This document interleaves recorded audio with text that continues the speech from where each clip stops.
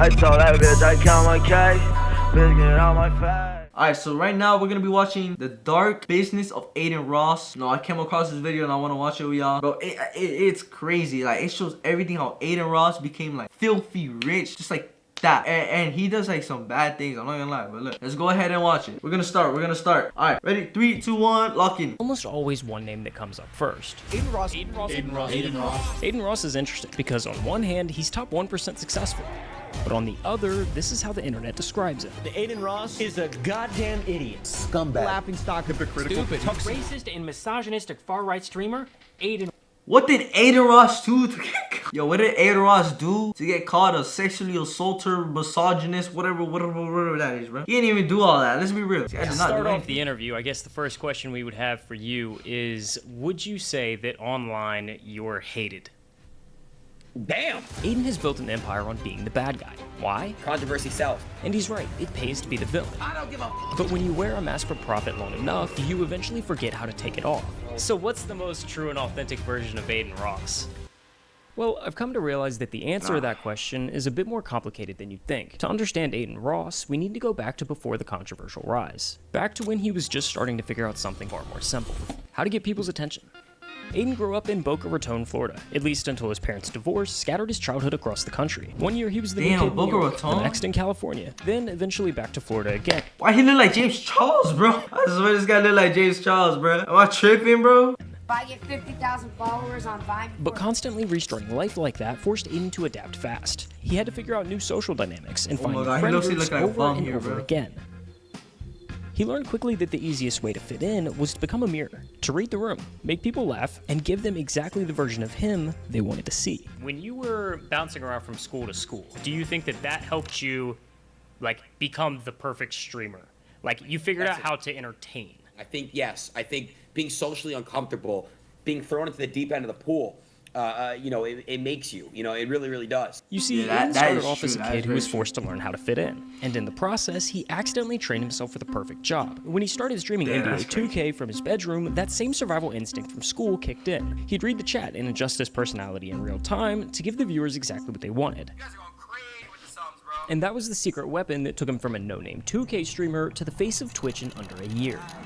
Adin saw the ceiling on gaming content and pivoted hard. He quit streaming 2K and rolled out a series called E-Dating that absolutely exploded online.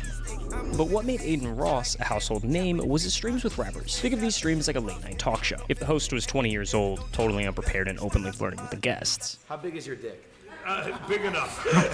Adin leaned into being sus, pushing boundaries, making things awkward, and treating platinum-selling artists like they were his actual friends. It shattered the barrier between Hollywood and social media. The internet ate it up. Adin gained over 2 million followers in April of This is crazy. He was averaging viewer counts in the 6 figures, and quite literally becoming the future of Twitch. For a brief moment, Adin had it all. He was the face of streaming. He was suddenly friends with the influencers that he once adored. But that level of fame is dangerous, because once you have the attention of millions, you become a target for people who want to buy your influence. Deals that pay insane money, but always come with a catch. Think of it like a button. When you're the face of a platform like Twitch, it's as easy as pushing this button and a few million bucks pop out. The problem is, the people writing these checks usually come from some shady places. It's dirty money. Every time you press that button, you sell a piece of your reputation. You invite the back... Yo, I'm sorry for not talking a lot, but like, this guy's video is so good, bro. I'm just locked in. So my bad for that. Flash in, and half the world learns to hate you just a little bit more. The media hates me, bro. The mainstream media hates me, bro. Most creators keep their distance. They see the money, sure, but they Odds, bro. I mean, that ass. away. And for a while, Adin didn't risk it either, because at that point, Adin was widely known as the edgy, funny guy. When he came onto the scene, he ruffled feathers, but people loved him for it. But that button gets a lot harder to ignore when you grow up with nothing. People think that, like, I had it very easy my whole life. We were financially stable, medium class, up until about senior year. It got really hard for us. And, you know, I would go literally some nights without eating dinner. He realized he could make every single one of those problems disappear forever. All he had to do was push the button. Let's go, come on. Let's go. How much is that? Let's go. The temptation became too 37 $100,000 off one spin, bro? Nah, I'm about to start gambling, bro. What the Irresistible. fuck? Aiden took a massive sponsorship deal with Roulette, one of the earliest online crypto casinos, and suddenly he's gambling live on stream for insane amounts of money. Oh, what? Tens of thousands flying into cartoon slot machines while thousands of viewers watch. The reward was absurd. Leaked messages showed that he was making up to $2 million a month. His lifestyle inflated overnight. Luxury cars, LA mansions, watches that cost annual salaries. I bought a Lambo before that, which was stupid, but at that time, I'm 19 years old. I want to buy a Lamborghini to show everyone, like, you. The money was quite literally life-changing. It gave him the ability to support his parents, help his family, give gifts to friends that don't even sound real. This is not my car. Swear my life. This is your house for a year locked. You don't have to worry about rent for a year. Now, there's a dark side of the button, and we're can't getting blame there, him, but bro. first, This guy's we've got puts something his day exciting was. to tell you guys. So, we started this channel a little over a year ago, and genuinely... Alright, good call, bro. I'm not gonna watch your promo, though. Sorry. But that's enough yapping, let's get back to the video.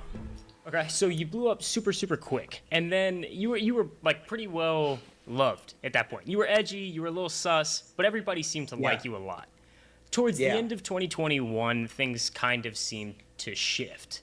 The first thing that we're going to talk about today, easily one of the most requested topics, it involves gambling and a YouTuber, spotlighter, stirs. I had been hearing for a while about how online, unregulated crypto casinos were hiring some of the biggest influencers in the world to promote them, and then would pay them for every fan they got to sign up. He's willing to do anything to just make money off the back of his fans and then laugh about it. You started to get some pushback from certain people, and you weren't as well liked in certain circles. Yeah, so this is when the internet hated him, bro. Everything he has done is stupid. He knows what he's doing is fucked up, but on the other hand, he's unwilling to stop doing it. I've just never seen this life-changing money in front of me in front of a table like that. You know what I mean? I get it. And you're 20. What was that first point where you started to notice that, and what did that feel like?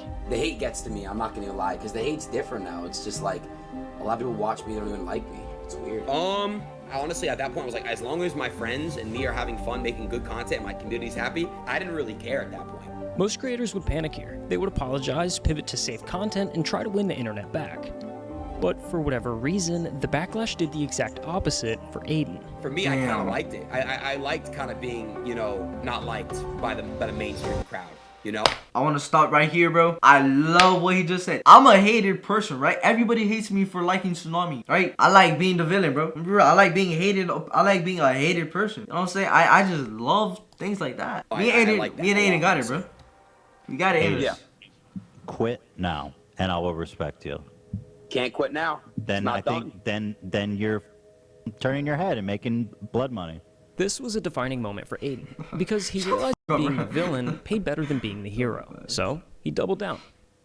By early 2022, Adin traded in the Roulette deal for a massive partnership with Stake. Stake is a different beast entirely. Bro, it's I a went platform with crazy. pockets deep enough to headline F1 teams and Premier League jerseys. So when the pen hit the paper, the financial scale shifted instantly. Suddenly, Adin wasn't making life-changing money anymore. He was making you money. This is where the relationship between Adin and Twitch turned into a dangerous game of cat and mouse. On one side, you have Twitch, owned by Amazon, desperate to keep their platform safe for advertisers like Coke and Disney. On the other side, you have their biggest star, screaming at digital slots and continuing to test every rule in the book. You have to follow policy and follow rules. Now, Adin was definitely the face of it, but he wasn't alone. Hordes of streamers were jumping on the crypto casino's payroll. The platform effectively tore itself in two. Half the top creators were cashing these massive checks, while the other half were screaming about the ethics of promoting gambling to kids. How can you feel good about taking money from people like that? But here was the problem. Nobody was actually breaking. I'm sorry, Pokemon, but they're the reason all this thing is sauce. The social media is soft, bro. Adin for something that they allowed. So, they made some changes. They banned unregulated gambling sites entirely. Wow. Publicly, they framed it as a moral stance, protecting the kids from the addiction. But if you ask Adin, it wasn't about the morality. It was about the money. How did that all play out behind the scenes? So, Pokimane, Hassan, they pushed for Stake being banned. Look at that. On Twitch. Okay. I was in the gym and I got a text from someone on my team. Just got off the phone with Twitch. They're not banning Stake, bro. No work. They banned it 30 minutes later. So they banned Stake. Why did they ban Stake? They banned Stake because Stake didn't want to cut Twitch in on a check. What does Twitch do? They go to NFL, they do a DraftKings deal worth billions of dollars. So if you go look at Twitch right now, you can gamble on Twitch. They didn't ban gambling. There's a misconception they banned gambling. No, They banned casinos where they can't make money off of.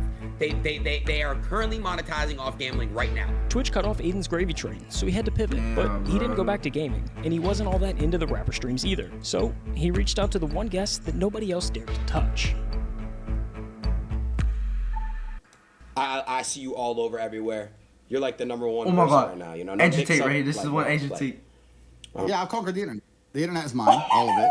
I took it all. In the span of a single summer, Andrew Tate had gone from total obscurity to being the most viral person on Earth. And Adin's first stream with him went absolutely ballistic. It averaged over 100,000 viewers and peaked at 266,118. This was the biggest stream that he had ever done. Bigger than the E-Dates, bigger than the rapper streams. There was no way Adin wasn't doing another one. I've been streaming for a very long time. We're about to peak my most viewers ever had. But there was a massive elephant in the room. Andrew Tate was one of the most, if not the most, controversial person on the planet at the time. And because of that, he was systematically erased from the modern internet. Like, I've never seen a run just like Andrew Tate. Andrew Tate's run was actually crazy. Like, you had to be there to experience it. Like, it was actually crazy, bro. Instagram, TikTok, they all blacklisted him. However, Adin once again saw a loophole. Tate didn't have a Twitch account, so technically there was nothing to ban. And no one had explicitly written a rule saying you couldn't talk to him on stream, so while the rest of the world was deplatforming Tate, Adin rolled out the red carpet. Can you hear me? Yeah, do you hear me? For the rest of the year, he milked that loophole for everything it was worth, even flying across the world to stream with Tate IRL. I'm talking too. No, you're not. But in January of 2023, the cat finally caught the mouse. Twitch had seen enough and slapped Adin with his 7th ban from the platform, a massive 30-day suspension from streaming. To the executives, it was a disciplinary timeout, a warning shot to force their unruly star back into line. But for Adin, sitting in silence for a month, locked out of his empire, it didn't feel like a lesson. It felt like an attack. It radicalized him. He realized that Twitch wasn't just enforcing rules, they were rewriting them. And in doing so, they were trying to take away his button forever. Adin was done playing games. Twitch He was done with rigging the it, censorship, and luckily for him, there was something being built behind the scenes. You see, when Twitch banned the major gambling sites, they really pissed off the founders of Adin's old sponsor, Stake. Eddie, the CEO of Steak and Kick, he says, all right, you know what? Yeah, let's boss up. Makes a streaming platform. Eddie Craven, who happens to be the youngest billionaire in Australia, decided to step into the ring with Twitch. He wrote out Kick. Kick positioned itself as the antidote to everything wrong with the streaming industry. It prioritized creators over corporate advertisers. It promised total creative freedom, stripping away the strict guidelines that had suffocated streamers for years. But a platform with no users is useless. They needed someone big enough to drive real traffic to the site. Bro, my original deal Kick before I got grew banned like Twitch, crazy. It was actually like 2 weeks after I came to Kick. It was something like that. It was like close. a month. I was supposed to go on Twitch. Obviously, funnel from Twitch to Kick. Twitch didn't like that. It was a big no-no. They took me out, and that was it. After the 30-day suspension cleared, Adin began dual streaming. He would go live on Twitch, talk to his 7 million followers, and tell them to migrate over to Kick for the real content. But he knew he needed a hook. He needed to show them that Kick was different. So he went on this absurd marketing campaign to test everything he could imagine. Recently, there's been this unholy floodgate, like a dam that's broken in the mind of Adin Ross's brain, that's led to him making the worst decisions imaginable over the last couple months. What the is going on? He pulled up Pornhub live on stream. He tweeted things he knew would incinerate his reputation in the mainstream, including the infamous 2 genders tweet. It did kind of seem like for a minute you leaned 77 million views just for saying. Do you think that's just for a saying this 2 fair and genders, accurate assumption? I do. I remember this like it was yesterday. I went over to Kick. I made a tweet, and I said that there are 2 genders. A lot 77 of people million hated me for that. views, A lot of people are planning for that. And the entire world really... Modern Warzone even... But Adin wasn't stupid. He knew exactly what he was doing. I had to kind of say and do some crazy to make Kick pop. I literally might have 2 people in this room this week on stream. Suck my f***ing nuts! Stop it! Twitter, you guys are the reason why the internet is soft. Stop! Bang! He was proving a point. On Kick, you can't be canceled. There's no terms of service over there. You guys can say whatever you want on my chat. Nobody can get banned. But on Twitch, you definitely can. This is cancel culture. I'm gonna cancel culture. I'm Adin Ross, and Adin Ross is gonna say what the f he says. In late February 2023, amidst the chaos of his marketing rampage, Twitch had seen enough. They issued his 8th ban. This time, it was permanent. Ain't no way, bro. A lot of the people on the Kick side of things loved it. And they kept, endorsing it a little bit. Like, oh, yeah, you got it. We love it. We love it. Controversy sells. And it did. And Kick is very successful because of that. So the bridge was burned, but Adin was standing on the other side, holding the match and laughing. He had successfully migrated his audience. Kick's user base exploded, growing over 400% in months, largely off the back of Adin's controversy. That went from like 20,000 to 100 something that million. is statistically impossible in the influencer economy. He had been banned, deplatformed, and labeled a public enemy, and yet he was bigger than ever. Too far? I don't give a cancel me. I don't give a In any other story, this is the part where the creator gets humble. They apologize. They try to rebrand to save their career. Did you feel like that backlash was like deserved? No, I don't.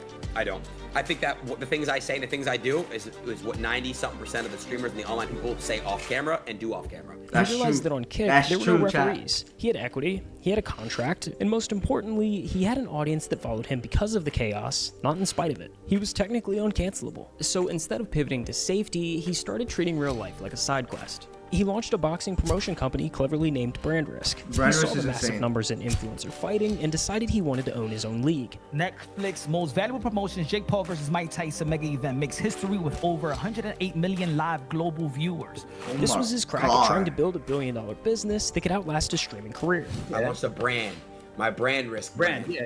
He revamped the rapper streams at the highest of levels, bringing on names like 21 Savage and Playboy Cardi. He pulled off the biggest stream of his life, an interview with Donald Trump that peaked at over 580,000 viewers. He was untouchable. With Donald Trump? When you beat the game at 22 years old, you run into a new problem. How do you even get a connection with Donald Trump? It's boredom. I couldn't realize it, but when I was grinding, that was like the peak feeling of me. When I was accomplishing all this stuff. I got this and I got that and I did that and I did this, and I just feel like I've kind of already conquered a lot of the things, like at a really young age. Sure. And what does it feel like to conquer things at a young age? I don't know. I honestly, man, it's f***ed up, because honestly, like, that's what drives me crazy sometimes. Like, what do I do now? This explains the erratic behavior we saw throughout 2024. The cycle wasn't about him trying to change and failing, it was about him trying to feel something. He would announce that he was retiring, then come back a week later. He would say he's moving back to Miami to find his roots, then fly back to LA. He would swear off gambling, claim that he was done with the toxicity, only to sign a new deal with Stake or Rainbet just months later. To the audience, it looked like a struggle for his soul. Yo, Drake and Adin was actually crazy. Just content. Every time I have trauma, I put it in my back of my brain. I'm very desensitized. My brain is very desensitized. He had pushed the button so many times that the lights didn't look as bright anymore. It's super hard for me to sometimes feel things. I don't know. It's almost like I'm emotionless. Like, I feel like I beat the game. And that's a dangerous place to be, because when the normal thrill wears off, you have to raise the stakes just to feel the pulse. You said that a lot of people can't hate you online because they don't know the real you. And at the time, you definitely said that you were leaning into the villain role. Have you pulled back from that villain character? And are you no? Nah. So, I love being the villain. So what's the most true and authentic version of Adin Ross? I think the fact that I would do a stream with 6ix9ine if he calls me up tomorrow. I think the fact that I would do a stream with anybody. I would do a stream with Jeffrey Epstein if he was still alive. Just a question. I'll do a stream with Diddy. Nah. No, I'm not joking. Yo, real shit, real talk. If Diddy, bro, if I could, bro, I'd love to be like Diddy, bro. I'd love to be like who? I'd love to be like Jeffrey Epstein, bro. Bring Diddy on my stream, bro. I'd gladly have a thing with him, bro. I do everything. I'm telling y'all right now. They deserve some chance of speaking. They deserve some way of talking.